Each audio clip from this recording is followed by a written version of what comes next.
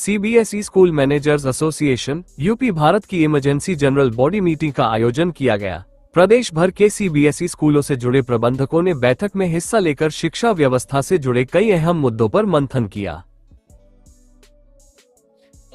Sir, आज CBSE school managers association UP Bharat की press वार्ता हो रही है। किस मुद्दे पर इस प्रेस वार्ता का आयोजन किया है? अपने इंट्रोडक्शन के साथ। मैं सीबीएसई स्कूल मैनेजर्स एसोसिएशन का महासचिव हूं और मेरे बगल में इस संगठन के अध्यक्ष श्याम पचौरी जी बैठे हैं। विद्यालयों में आ रही समस्याएं और आज आपके माध्यम से ही, सोशल मीडिया के माध्यम से और प्रेस के माध्यम से, मीडिया के माध्यम से बहुत सारे समस्याएं आप लोग देख रहे होंगे। तो उन्हीं सब समस्याओं को लेकर आज विद्यालय प्रबंध के लोग लामबंद हुए हैं और अपनी समस्याओं पर डिस्कशन कर रहे हैं और अपनी समस्याओं को सरकार तक पहुंचाने के लिए आज हम लोग बैठे हैं और हम लोग ये आज तय करेंगे कि हमारी जो समस्याएँ हैं उसको हम लोग अपने प्रदेश के यशस्वी मुख्यमंत्री जी तक, शिक्षा मंत्री जी तक पहुँचाएँ।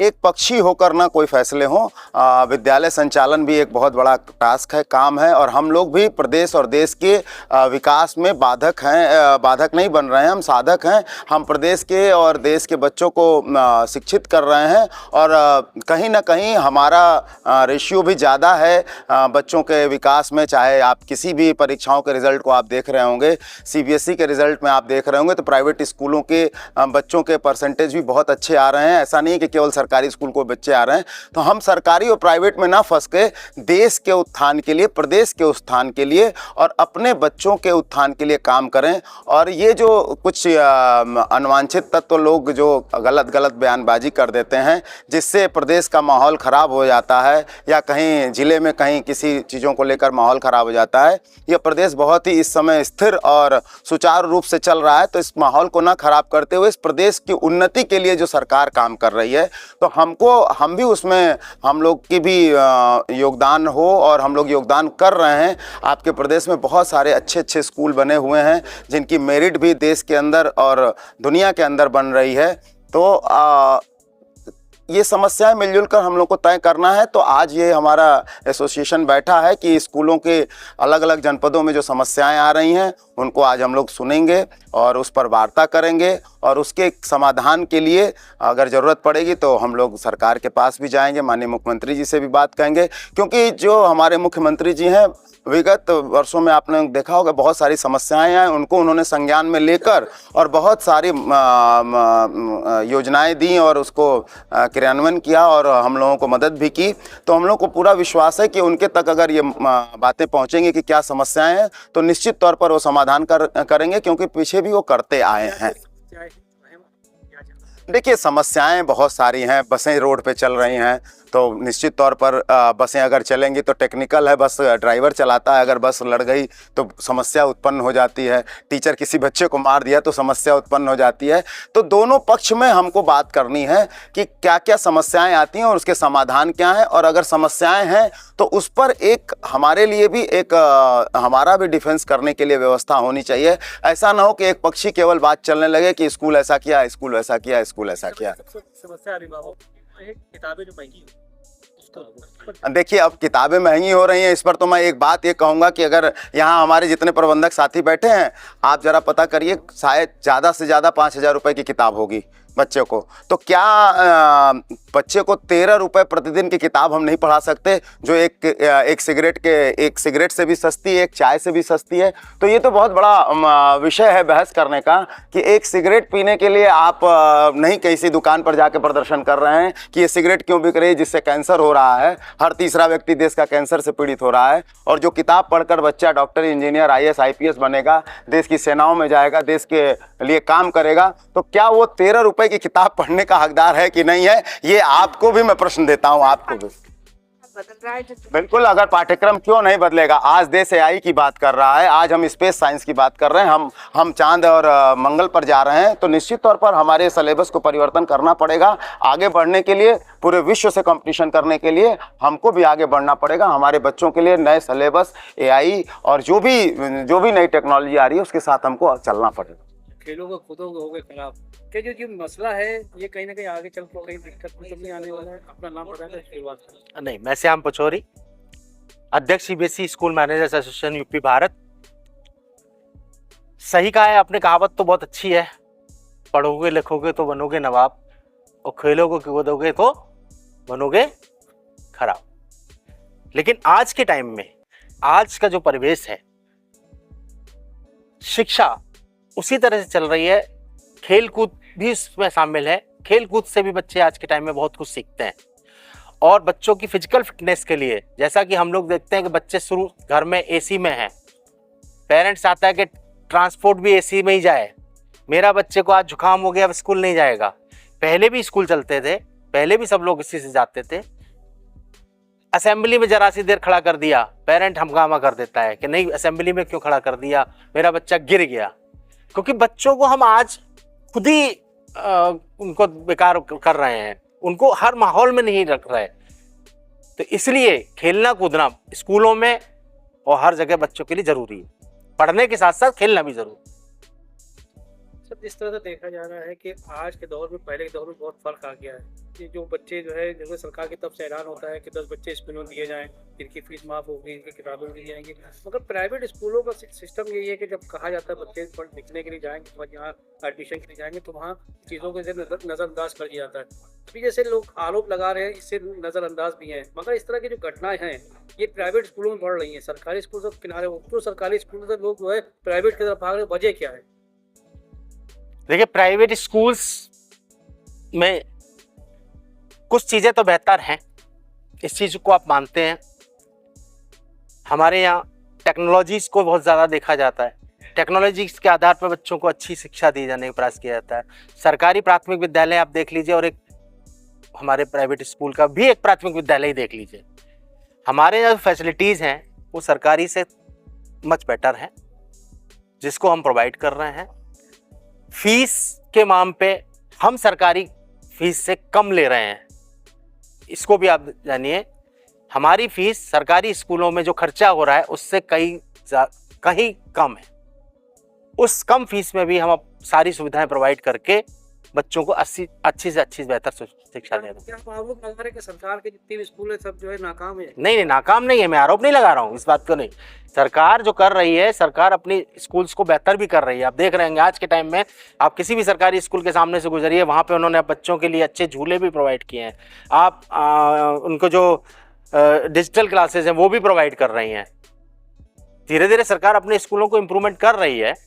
बच्चे सरकारी में भी है, प्राइवेट में भी है, लेकिन प्राइवेट में ज़्यादा बच्चे हैं क्योंकि 60% हम लोग प्राइवेट स्कूल्स ही शिक्षा को मैनेज कर रहे हैं।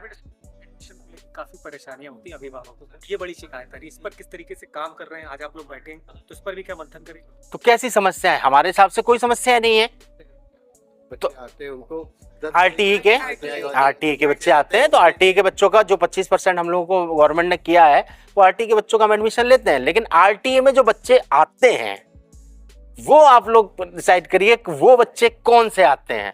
ये नहीं डिसाइड होता है, ये बस वहां जाते हैं, फॉर्म भरते हैं, बीएससी वहां से अलॉट कर देते हैं, स्कूल में आ जाते हैं। अगर उनकी स्थिति देखी जाए, जो आरटीई एक्ट कहता है कि 1 किलोमीटर की रेंज में होना चाहिए, पूरे परिवार की जो आय 1 लाख रुपए से ज्यादा नहीं होनी चाहिए, लेकिन अभी हम लोग वही डिस्कस कर रहे हैं कि जो बच्चा आ रहा है वो स्कॉर्पियो से छोड़ने आ रहा है या उनके घर बहुत अच्छे बने हुए हैं। हम चाहते हैं कि आरटीई के बच्चों को हम पढ़ाएं, अच्छे से पढ़ाएं, उनको जो और बच्चे पढ़ रहे हैं उससे ज्यादा सुविधा देके पढ़ाएं, लेकिन वो एलिजिबल कैंडिडेट आए, ना कि उनका एक बैग 10 से 15 किलो का हो जाता है।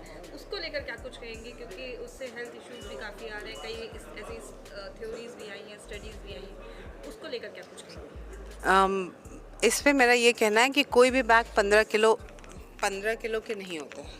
अगर जो टाइम टेबल स्कूल देता है, पेरेंट 15 मिनट लगा के टाइम टेबल के हिसाब से किताबें भेजें तो 15 किलो का नहीं होता है।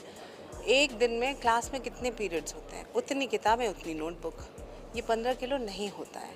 बट रही बात बच्चों के फिज़िकल फिटनेस का, तो आजकल के पेरेंट्स से मेरा रिक्वेस्ट है कि हम सबको साथ में मिलके काम करना पड़ेगा।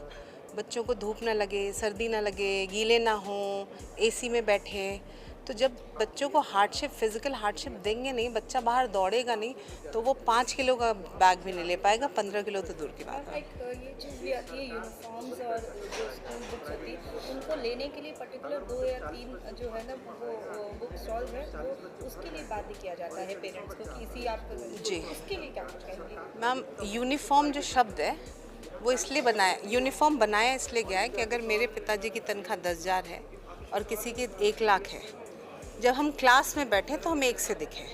तो जब आप ये समझें कि अगर वेंडर अलग है, प्रिंटिंग अलग है, स्टिचिंग अलग है, तो यूनिफॉर्म में से यूनिफॉर्मिटी ख़त्म हो जाएगी। लेकिन पहले तो ये होता था कि स्कूल में ही ये चीज़ें होती थी, लेकिन अब अलग अलग जगह मतलब 2-3 स्कूल में क्योंकि पेरेंट्स को ये लगने लगा कि यूनिफॉर्म और किताबों से स्कूल अपना फ़ायदा कर रहे हैं, तो पेरेंट्स बिना सोचे उन्होंने आपत्ति जताई। तो स्कूल में क्योंकि ये पैसा हमारे पास आता नहीं है, तो हमने कहा तो वो मनमाने तरीक़ों से रेट उसमें लगा कर भेज दें। हम ये एक जो बुक्स में 40% या 30% डिस्काउंट होता है, जो वो बुक स्टॉल्स वाले वो भी नहीं देते, जी। रेट टू रेट देते हैं, जिसका प्रेशर पेरेंट्स पे पड़ता I है। उसको agree। लेकर क्या कुछ कहेंगे? इसके लिए क्या स्कूल मैनेजमेंट कोई कदम उठाएगा फ्यूचर में? मैम, ये बहुत ही सेंसिटिव टॉपिक है और मुझे लगता है कि गवर्नमेंट को एक बुक वेंडर्स से, बुक पब्लिशर से बात करनी चाहिए। Particular age wise, class wise book की कीमत तय हो जानी चाहिए। थोड़े बुक्स इस समय हाई भी हैं क्योंकि NCF, NEP चेंज हो रहा है, पॉलिसीज़ चेंज हो रही हैं, ज़्यादा पब्लिशर्स को रिसर्च कराने पड़ते हैं, तो थोड़ा सा प्राइस हाई हुआ है। पर ये हम नहीं कर सकते, हम एसोसिएशन एक साथ इकट्ठा होके गवर्नमेंट से इसके बारे में बात कर सकते हैं कि, लेकिन ये प्राइस तय करने का, जैसे वो प्राइवेट वेंडर्स हैं, तो हमारे पास ये अधिकार नहीं है कि हम उनसे बोलें कितने की किताबें करें।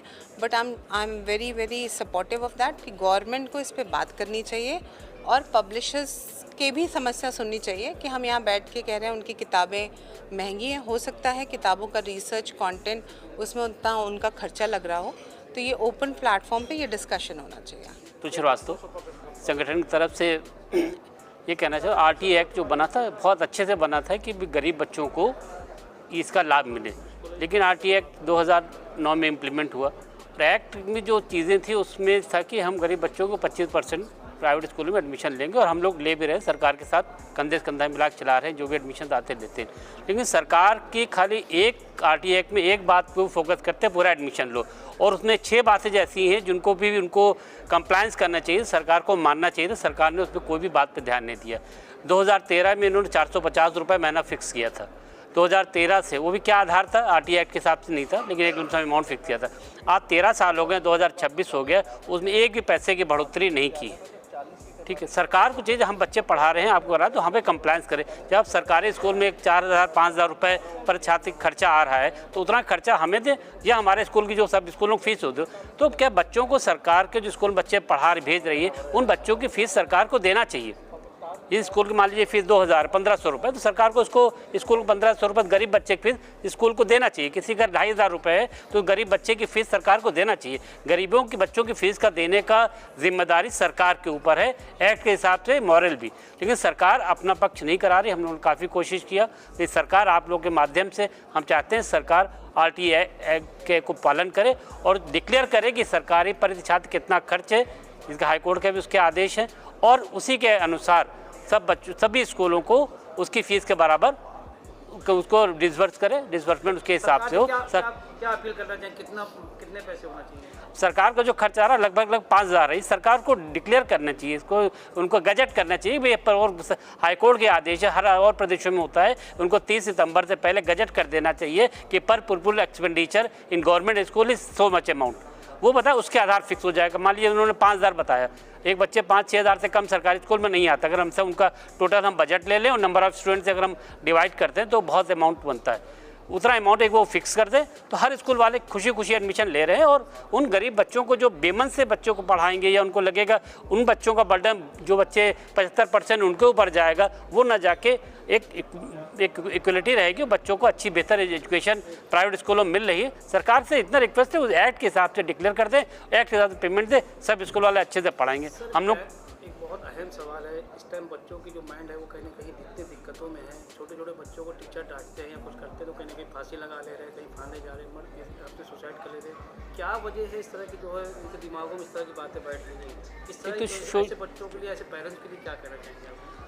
सबसे ज़्यादा तो है सोशल मीडिया दिक्कत कर रहा है, और जो पेरेंट जो घर का माहौल है। देखिए, एजुकेशन बच्चों को अच्छा बनाना है तो उसमें 3 पक्ष हैं, एक पेरेंट और टीचर, स्कूल 2 लोग हैं। अगर स्कूल वाले अपना पूरा 100% देते, सब लेडी टीचर्स हैं, प्रिंसिपल हैं, अच्छे से बच्चों को पढ़ा रही, माहौल दे रही, उनके पास 5-6 घंटे बच्चे रहते हैं, स्कूल में 14 घंटे से 18 घंटे बच्चे घर में रहते हैं। तो पेरेंट्स जब तक घर का माहौल नहीं हो, बहुत तनाव में हर समय मोबाइल लिए हुए हैं, गुस्सा गर्मी माहौल है किस तरह का, तो बच्चों पर वही असर करेगा। उसी बच्चे को, पेरेंट्स को बच्चों को समय नहीं दे रहे, उनके साथ खेलें, उनसे बात करें, तुमने स्कूल में क्या सीखा, क्या अच्छा लगा, क्या करें, कोई गेम्स खेलें। तो उसके लिए आजकल पेरेंट्स दोनों वर्किंग हो गए, टाइम नहीं दे रहे हैं। उसी का नतीजा हो रहा है कि इनकी मेंटल स्थिति बच्चों की ख़राब हो रही है, और पेरेंट भी डिस्टर्ब, वो भी स्कूल वालों पे भी ब्लेम करने का, उन्होंने ब्लेम करने से बच्चा कभी सुधरेगा नहीं। हम लोग को उसको बहुत कोऑपरेटिव होना पड़ेगा, स्कूल साथ मिल के बच्चे के ऊपर जब काम करेंगे तभी बच्चे का भविष्य बनेगा, और प्राइवेट स्कूल उस पर अच्छे से। चैनल देश बदन न्यूज़ को बेल आइकन दबाकर सब्सक्राइब, लाइक और शेयर जरूर करें।